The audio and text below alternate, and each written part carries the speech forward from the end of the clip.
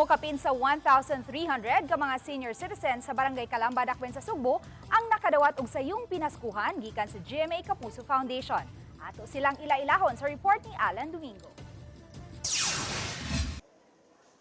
Sayo pa lang sa buntag nagtapok na kining mga senior citizens sa gym sa Barangay Calamba, Cebu City nga excited silang madawat nga pinaskuhan gikan sa GMA Kapuso Foundation. Apan sa wapay tunol kanila ang pinutos nga pinaskuhan, gilingaw una sila sa mga personalidad sa GMA Integrated News nga gilangkuban sa DYWS Radio Cebu, Barangay RT ug ana usab ang presensya sa Balitang Bisdak.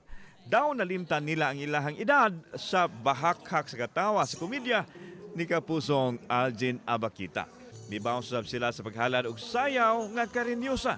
Dihang niabot ng pagdawat sa regalo, dili kabayran og sapi ang ilang pahiyom sa sayong pinaskuhan. Iya-iya og bit-bit sa food pack ang mga senior citizens nga nakapasalamat sa ilang nadawat. Daghang salamat sa Kapuso Foundation.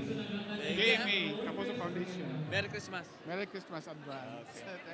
Salamat kayo. Malipayang Pasko. Lipayong Pasko. Kaya pinaskuhan sa mga pobre. Salamat kayo. Nasayran nga ni Suwat di ay ang ilang presidente sa Kaliguan sa Kapuso Network aron mamarayig og pinaskuhan alang sa mga kaubanan nga senior citizens. Maubitaw ni si Mr. Romeo Kapangpangan, inyong president, nagsulat sa GMA in behalf sa mga senior citizens din sa Barangay Calamba. Salamat kayo among kinasing-kasing na karong adlaw hinayon nagpanghatag o pinagmay na itong pinaskuhan. Ang taga-GMA, swerte kayo ta, kay naabot ang ayuda, wala tayong bagyo, Christine. Unang higayon kini nga ang recipient sa GMA Kapuso Foundation nga ayuda mga senior citizen. Kung ato makita, mukapin sa 1,000 ka mga senior citizens ang makadawat nining sayong pinaskuhan gikan sa GMA Kapuso Foundation.